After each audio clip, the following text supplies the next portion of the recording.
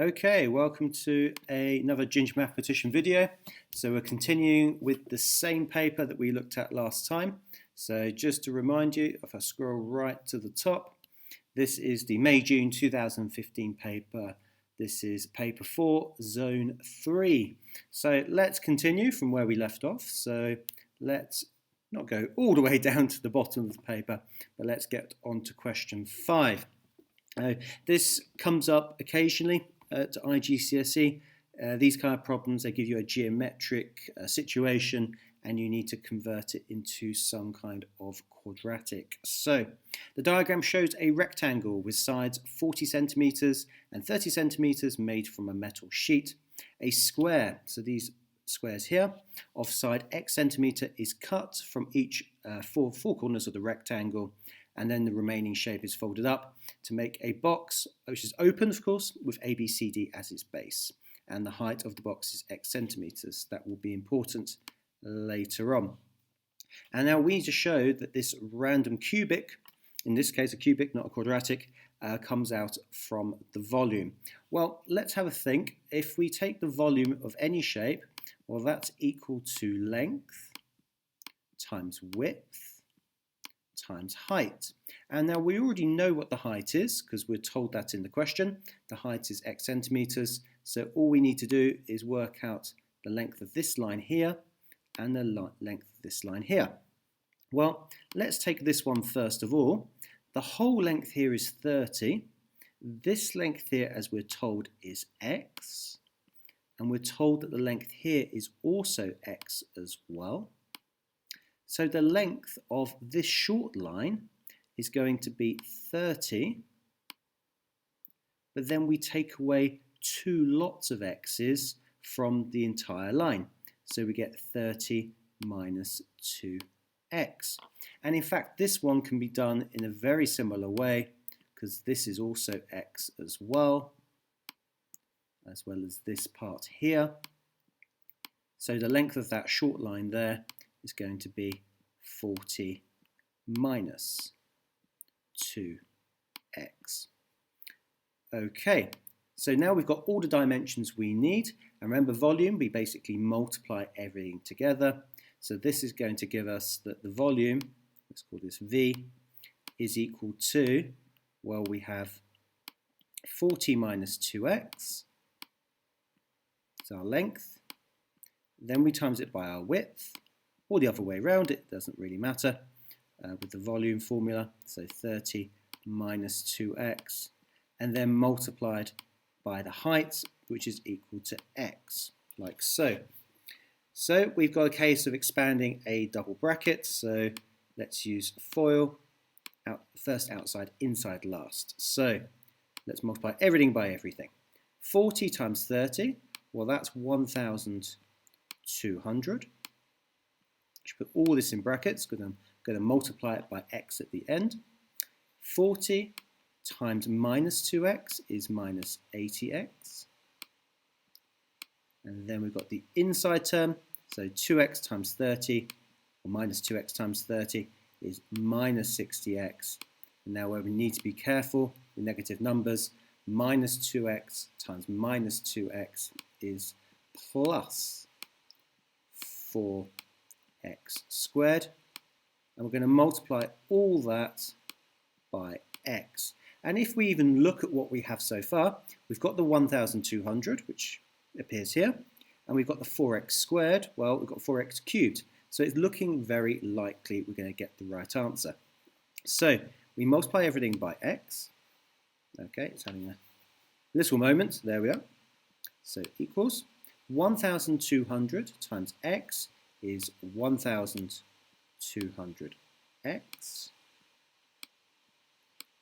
That is a 0, trust me. Minus 80x minus 60x is minus 140x. And we times that by x to give us minus 140x squared. And lastly, 4x squared times x give us exactly what we wanted at the start of the problem, 4x cubed.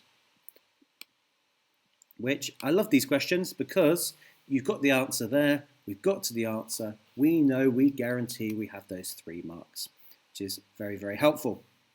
Now we need to use our GDC because it wants us to plot what we just found. So even if you didn't get that answer correct, they still give you the opportunity to get the next marks because they now want you to plot this function, this cubic, on a GDC. So let's go and do that. So here's my GDC. Let's type everything in. So 1200x minus 140x squared. So we use the x squared button. And then minus 4x cubed. Hopefully I've got everything right there. And remember, the way I tend to do the cube is write a squared and then replace that with a 3. And that gives us a kind of comical graph. Let me just check I've got exactly the right thing there. So 1200x minus 140x squared plus 4x cubed. So I need to go back, not the answers.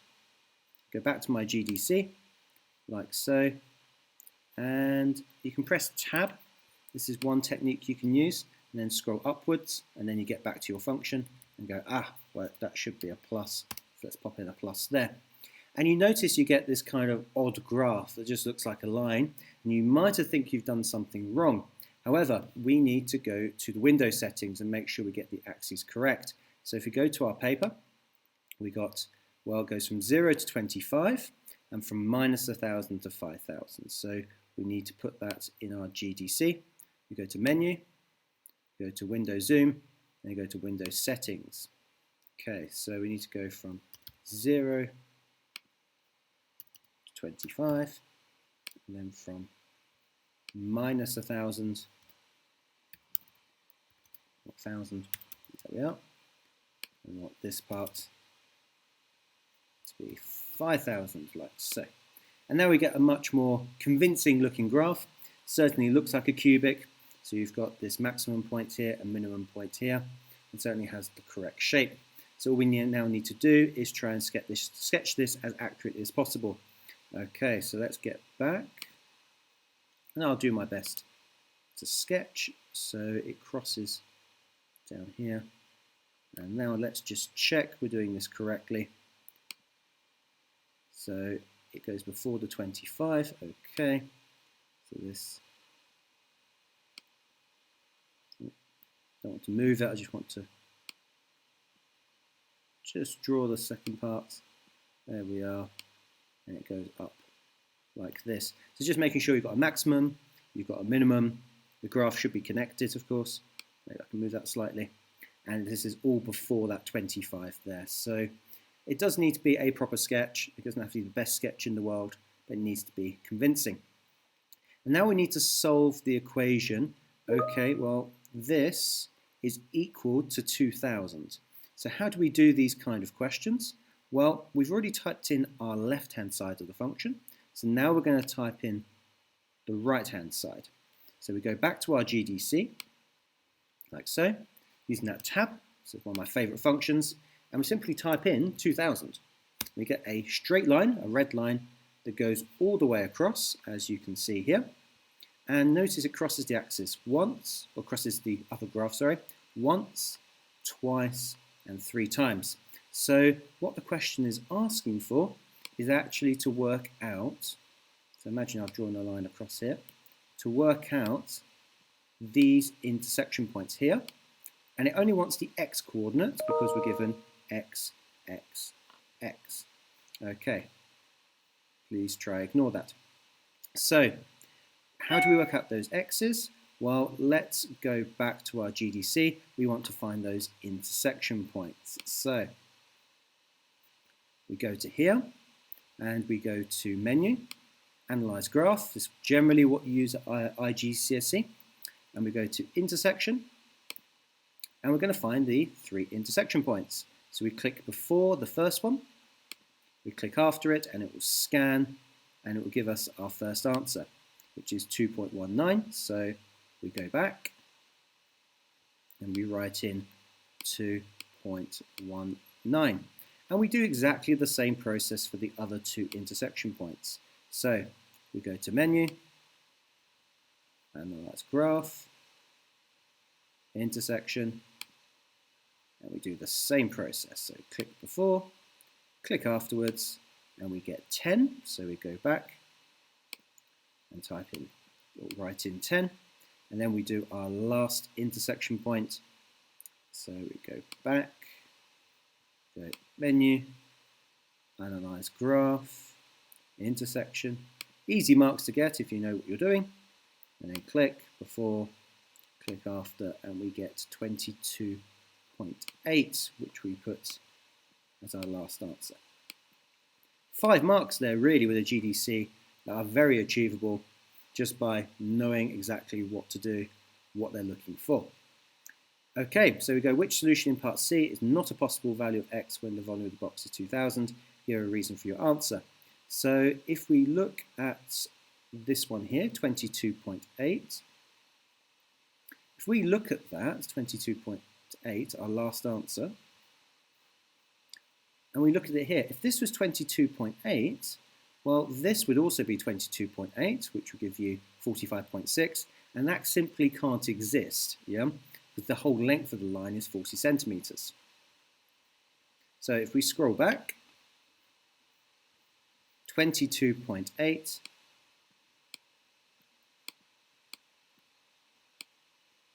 yeah, it does not work, because then in the quadratic as well, you get a negative answer. So produces a negative length.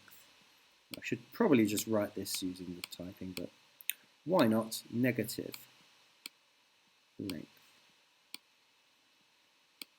which is the issue. Okay, but you can try the other numbers and make sure it works, genuinely works, yeah?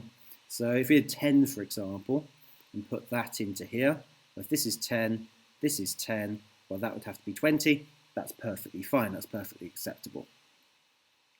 Okay, and our last question is, what's the maximum volume of the box? As soon as you see the word maximum, well, we go back to our graph and go, well, I only have one maximum here on my graph. This is this point here.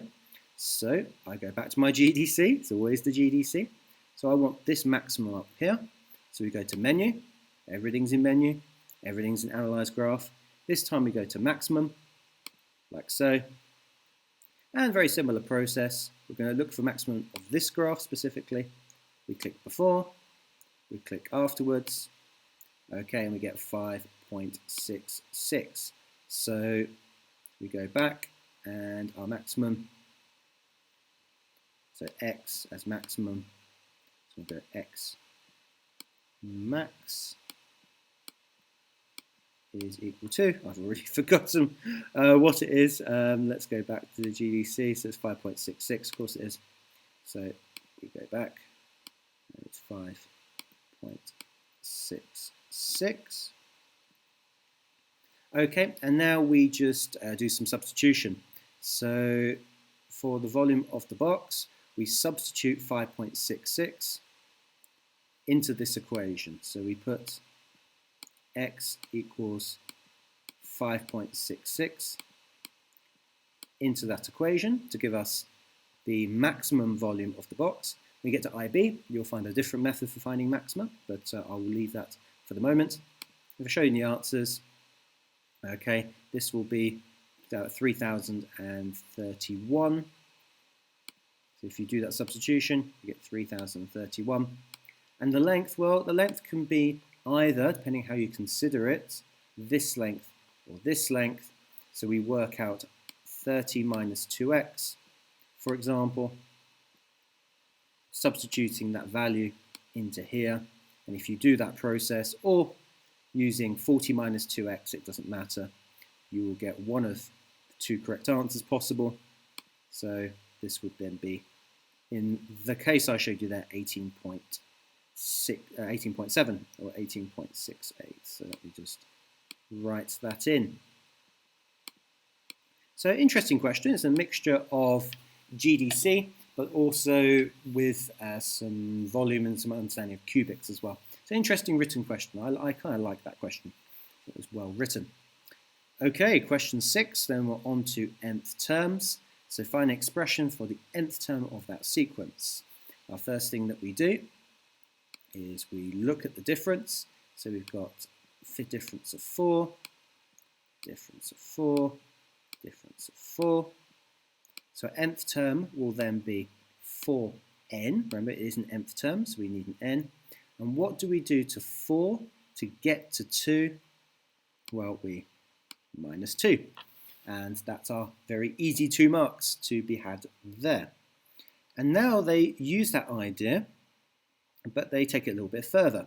So using what we just did to find an expression for u with a little bit of standard form in there. Well, if we look at the first number, 2, once it decides to load, of course, 6, 10, 14, it has the same sequence as this. So our nth term will begin with what we worked out, so 4n minus 2. And we've got times. And now if we look at the nth term, well, we've got 2, 3, 4, 5. So our power is basically whatever number we had before, and we just add 1. So if I write 2, 3, 4, 5, let me write it separately so you can see what's going on. If I work out the nth term of the indices, 2, 3, 4, 5, well, the gap is 1 each time. So the nth term of the indices is going to be, well, 1n, or just n. And what do I do to n, or 1, to get to 2? Well, I just add 1. So you've kind of got a hidden linear nth term there as well. So we put in 10 to the power of n plus 1. So kind of sneaky. Actually, the sequence of powers is also an nth term in itself as well. Okay, so the nth term t of another sequence is given by this particular function here. And we need to find the first 4 terms, so generating some sequences. So when n is 1, so we put n is 1 into here. Well, this then becomes, decides to want to do something, there we are. Then we get 2 times 10 to the power of, well, when n is 1, minus 2n becomes minus 2, and 3 minus 2 becomes 1.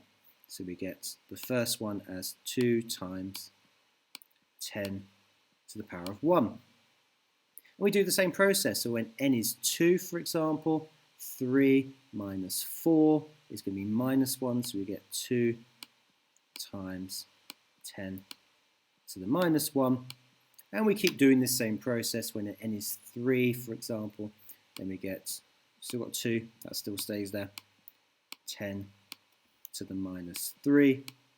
And then when n is 4, we get 2 times 10 to the minus 5. So just substituting numbers into here and then writing down the answers that we get. And now using your answer to part A, part 2, so this basically, find and simplify an expression for u divided by t.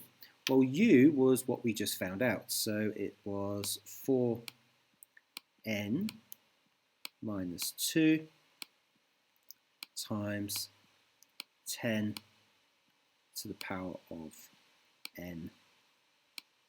Oh, so small, it's not liking it. N plus 1. And then we want to divide that by t. Well, we're told what t is because that was this part here. So we just write that in. So we go 2 times 10 to the power of 3 minus 2n. And actually from this we've just got a dividing by standard form question. Okay, so the way we divide standard form is we take the numbers at the front, so we divide those. So 4n minus 2 divided by 2, or 4n divided by 2 is going to be 2n, once it wants to load, of course. So I'll just take a moment. There we are. So we get 2n. Minus 2 divided by 2 is minus 1. So that's the number component done. And remember, when we're dividing with standard form, we minus the indices. So we've got n minus minus 2n. that's going to give us 3n. And then 1 minus 3 is minus 2. Let me write that out a little bit separately. So what we've done to get from here to here is we've taken n plus 1, and then we've minused this index here. So 3 minus 2n. And if we simplify that, that will take us to the answer up here. So this is our answer that we put there.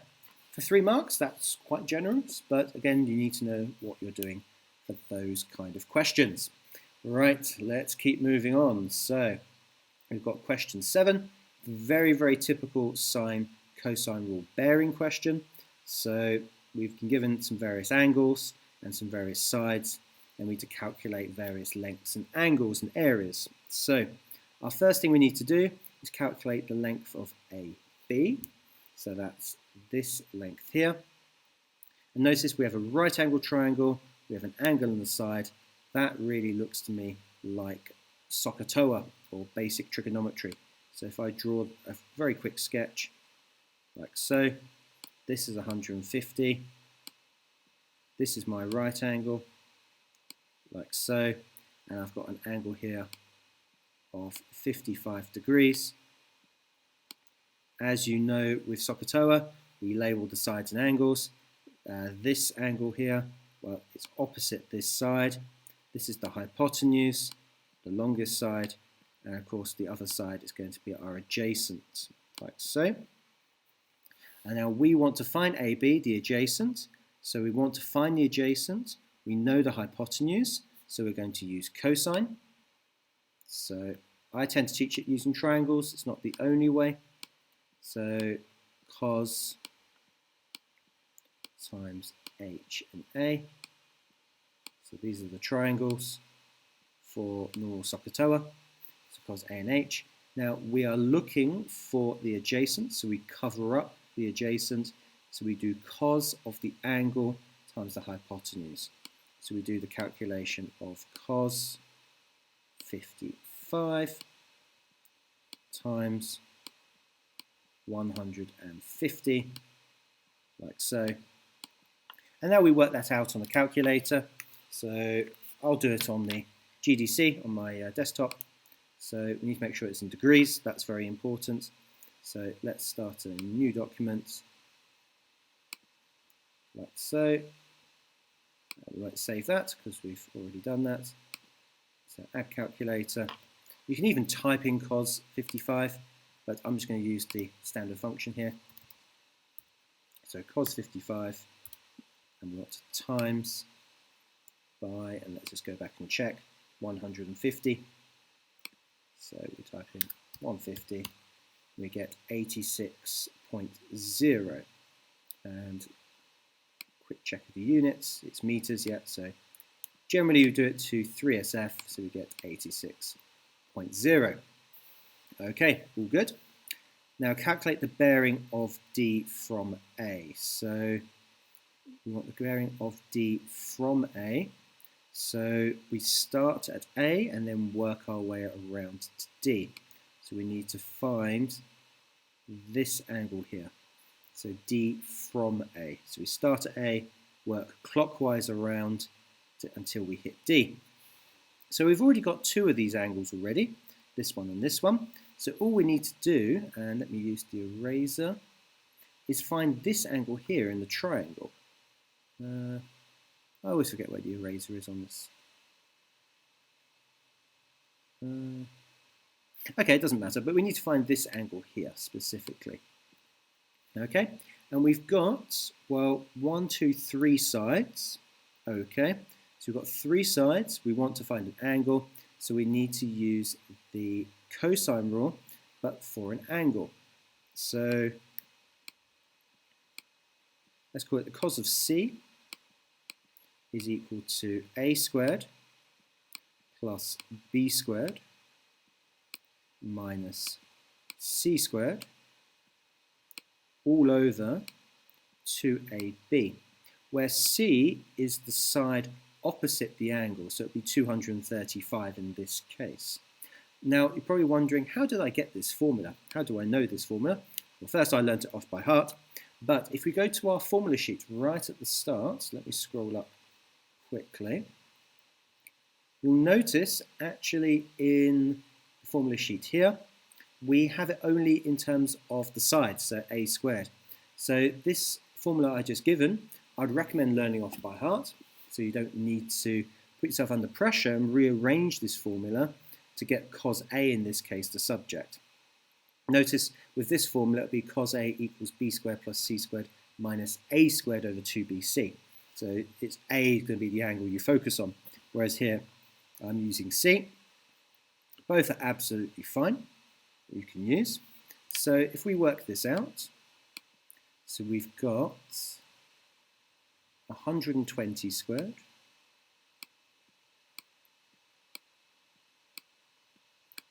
plus 150 squared minus, size would be sticky, minus 235 squared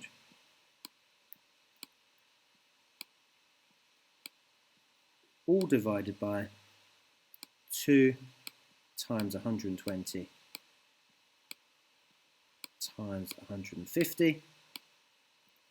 And once we've worked this decimal out, so we'll get a decimal of some kind. So let's go back to my GDC. So we want to do it as a fraction, so we go control and divide. 120 squared plus 150 squared minus, I think it was 235. That's it, 235 squared. Oh, don't want the answers. Squared.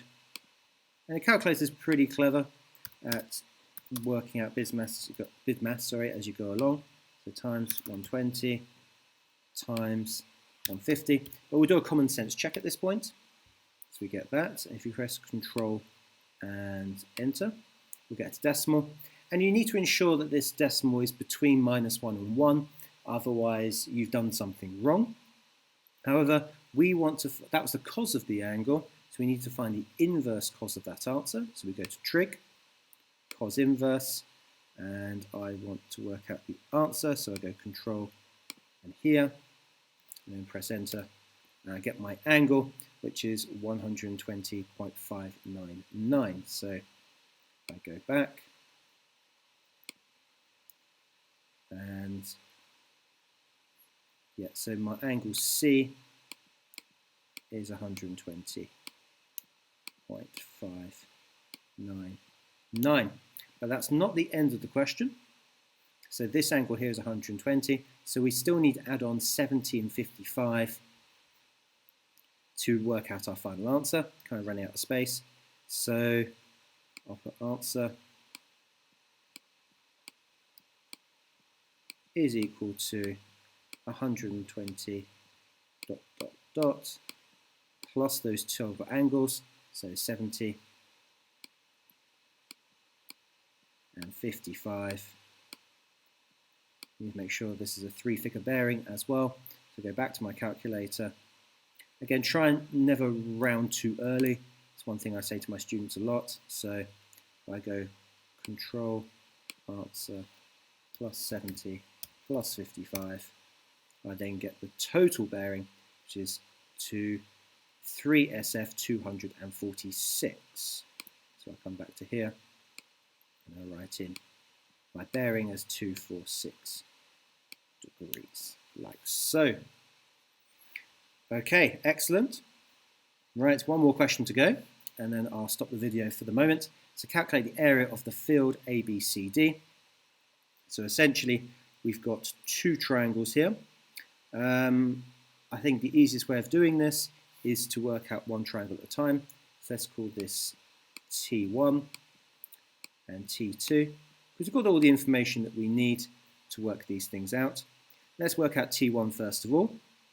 So we know our angle here, that's what we worked out earlier, the 120.599, and we're going to use the other formula on the formula sheet with regards to triangles, and that is half BC sine A. And we're essentially going to use that twice. So let's scroll down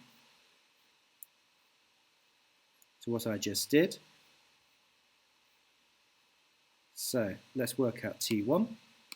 So T1 is going to be equal to, well, remember, use the formula. We need the angle in the middle and the two sides next to it. So we do a half times 120 times 150 times the sine of the angle we worked out in the previous question. And notice I'm putting as many decimal places as I can down to reduce the idea of any rounding error. So let's type that into the calculator. So I'm going to use 0.5 times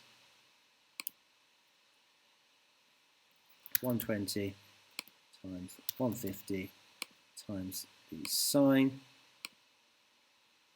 of 120.599. Enter.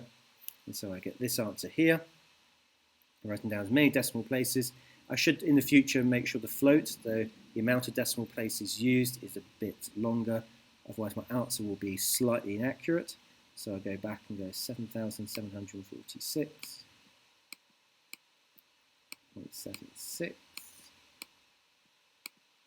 Like so. Okay, so that was T1. For T2, we do a very similar process. So we start with the half, and we know 150, but we also know this side as well, because we worked this out earlier as 86.0. Let's see if we've got any more decimal places on that. So I scroll up. Yeah, so it's 86.0365. So it's worth writing that in.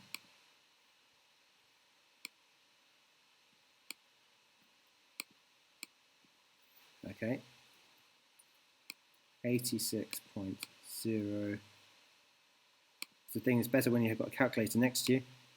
365.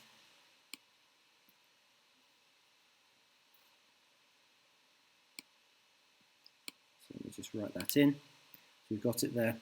So we need to use the formula again. So half times 86.0365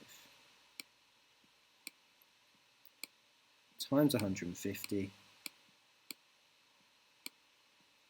times the sine of the angle, which is a nice precise answer in this case. We've got 55. Excellent. And if we do that on our GDC, let's go back. So it doesn't matter what order you multiply in, of course. So let's write down the decimal before I forget. So times 0.5 times 150 times the sine of the angle, which I think was 50. Got 55, so it's worth always checking these things as we go along. And we get an answer, so 5,285.77. Okay, and just to make the video a little bit shorter, we just add together, so 7746.76. We add on 5285.77, and we get, I'll do this to 3SF as always, so 13,000. So I'll write that in. That's 13,000 meters squared. Remember, we're doing it to 3SF, and then the 3 doesn't round the 0 up at all. We get our answer. Obviously, it takes a bit longer on the video, working between the GDC and the document, but you can see the clear method that I used in order to work it out. So that was questions 5 to 7, so that took a bit longer than I thought. So in the next video, I will look at question 8. So we've got some stats there, so question 8. And then we've got some similarity, so question 9, going into a frustrum, so that's nice. And then we'll look at question 10, which is a nice probability tree diagram question with some interpretation at the end. Okay, that'll be my next video. Bye bye for now.